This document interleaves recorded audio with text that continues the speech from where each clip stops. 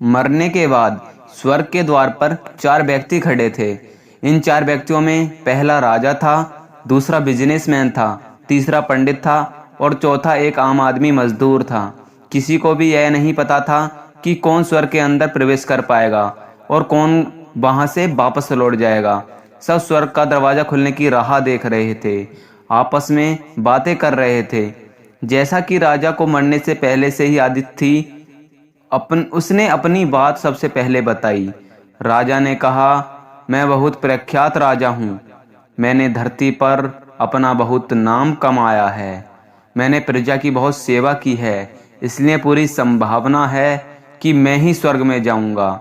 फिर व्यापारी ने अपनी बात सामने रखी और वह बोला, मैंने धरती पर खूब धन कमाया है और उस धन से मैंने सैकड़ों लोगों की मदद की, इसलिए मैं ही स्वर्ग का हकदार हूँ। अब बारी थी पंडित की, तो पंडित ने मुंह खोला और सबको यह कहा, चाहे तुम जो सोच लो, लेकिन यह बात तो तय है कि स्वर्ग के दरवाजे खुलेंगे तो मेरे ही लिए ही। सब जानते हैं कि पंडित दिन रात भगवान को याद करते हैं, इसलिए स्वाभाविक है कि स्वर्ग में पंडित का स्वागत किया जाएगा। जब सब ने अपना पक्ष रख दिया, तब सबकी नजर उस बेचारे गरीब मजदूर पर थी, जो चुपचाप अपनी नजरें झुकाए बिना कुछ बोले वहीं पर खड़ा रहा। कुछ देर बाद स्वर्ग का दरवाजा खुलता है और वहां पर एक देवदूत आकर खड़ा हो जाता है। देवदूत के हाथों में एक पुस्तक थी, जिसमें इन सभी के कर्मों के बारे में लिखा हुआ था। देवदूत ने सबसे पहले राजा को अपने पास बुलाया और उससे पूछा, तुम बताओ, तुमने अपने जीवन में क्या क्या अच्छे कर्म किए हैं। मैं उन्हें इस पुस्तक में देखकर फैसला करूंगा कि तुम्हें अंदर आने देना है या नहीं। राजा ने कहा, मेरा राज्य जितना बड़ा था उतना ही समृद्ध था और मेरी राज्य के सभी लोग खुशहाल थे। सभी बड़े आनंद से रहते थे। मैंने उन्हें कभी किसी चीज की कमी नहीं होने दी। यह मेरे अच्छे कर्म हैं। देवदूत ने अपनी पुस्तक में देखा और देखने के बाद राजा से कहा, तुम सच बोलते हो। तुमने अपने प्रजा की बहुत सुखी रखा था, लेकिन तुमने अपने राज्य की सीमा बढ़ाने के लिए जितने युद्ध किए थे, उन युद्ध की वजह से हजारों सैनिकों ने अपनी जान गंवा दी थी और उन हजारों सैनिकों के परिवार का दुख का कारण तुम बने थे, इसलिए तुम स्वर्ग में नहीं आ सकते। अब दूसरे नंबर पर बारी थी व्यापारी की। व्यापारी से जब देवदूत ने पूछा, तुम अच्छे कर्म क्या हैं, तुम्हारे अच्छे कर्म क्या हैं, तब व्यापारी ने उससे कहा, मैंने सैकड़ों लोगों को खाना खिलाया है, कई आश्रमों में दान किया है, कई निराश्रित लोगों के लिए घर बनवाए हैं। यह मेरे अच्छे कर्म हैं। देवदूत ने फिर अपने पुस्तक को ध्यान से देखा और देखने के बाद व्यापारी से कहा, तुम्हारा कहना भी ठीक है, किंतु तुमने बहुत दान धर्म किया है, लेकिन यह दान धर्म तुमने जिस पैसे से किया है, उन पैसों को कमाने के लिए तुमने न जाने कितने झूठ बोले हैं, कितनी हेरा फेरियां की हैं और कितनी मिलावटें की हैं, इसलिए तुम भी स्वर्ग में नहीं आ सकते। अब बारी थी हमारे पंडित जी की।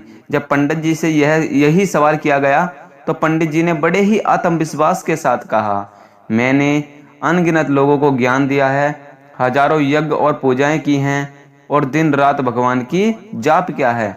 इससे अच्छे कर्म हो ही क्या सकते हैं। देवदूत ने अपनी पुस्तक को अंदर झांक कर देखा, पंडित से कहा, आप जितना भी लोगों को जो भी ज्ञान दिया, उन बातों पर खुद भी अमल नहीं किया। आपने यज्ञ पूजा या भगवान नाम निस्वार्थ भाव से ही नहीं लिया, इसलिए आपका भी स्वर्ग में आना प्रतिबंधित है। मजदूर यह सब देखकर हैरान था। अब तक जिन्हें महान समझता आ रहा था, उनकी व्याख्या स्वर्ग के दरवाजे पर आकर बदल गई थी। धरती पर जिन कामों को अच्छा समझा जाता है, उन्हें यहाँ पर कोई मूल्य नहीं था। यमदूत ने जब इस मजदूर को अपने पास बुलाया और इससे पहले कि वह उससे उसके अच्छे कर्मों के बारे में पूछता, मजदूर बोल पड़ा, प्रभु मैं जानता हूँ मैं स्वर्ग में आने के लायक नहीं हूँ, लेकिन मैं फिर भी एक बार बाहर से ही स्वर्ग को झांक कर देखना चाहता हूँ। बस इससे ज्यादा मेरी कोई इच्छा नहीं है, क्योंकि ऐसी इच्छा पालने के लिए मैंने जीवन में कुछ भी नहीं किया है। मैं पूरा दिन मेहनत करता और जो भी पैसे कमाता उन्हें अपने परिवार के पालन पोषण में खर्च कर देता, इसलिए दान धर्म के लिए कुछ बचता ही नहीं। लोगों की भला मैं क्या सेवा करता, क्योंकि काम के बाद जो थोड़ा समय मिलता उसे अपने ही बूढ़ी माँ बाप की सेवा में बिता देता। और यह सब करने के बाद मैं कभी कभी मंदिर भी चला जाता और भगवान से जैसे भी मुझे दिया है उसके लिए, जीवन के लिए धन्यवाद कहता। देवदूत ने अपनी पुस्तक में बड़े ही ध्यान से देखा और थोड़ी देर देखते ही रहा। उसने मजदूर से कहा कि तुम याद करके देखो, तुमने कोई अच्छा कर्म या कोई अच्छा काम भी किया होगा। मजदूर ने थोड़ी देर सोचा और कहा, हाँ मुझे कुछ याद है। एक बार मैं बहुत भूखा था और मैं खाने के लिए बैठा, तभी मेरे पास एक कमजोर कुत्ता जो ठीक से चल भी नहीं पा रहा था, वह मेरे पास आ गया और मेरी रोटी को देखने लगा। तब मैंने अपनी रोटी उसे खिला दी और मैं पूरे दिन भर भूखा रहा। मजदूर की बात सुनने के बाद देवदत्त मुस्कुराया और मजदूर को बड़े ही सम्मान से स्वर्ग के अंदर लेकर गया। दोस्तों, अच्छे कर्म लोभ मोह माया इन सब भावों में आकर नहीं किए जाते और न ही उन्हें अच्छे कर्मों को श्रेणी में गिना जाता है। निस्वार्थ भाव से किया गया एक ही अच्छा कर्म भी आपके जीवन के सारे पाप धोने की शक्ति रखता है। दोस्तों, ऐसी ही वीडियो देखने के लिए, ऐसी ही कहानी सुनने के लिए हमारे चैनल को सब्सक्राइब करें। इस कहानी से आपको क्या सीख मिली हमें कमेंट में जरूर बताएं।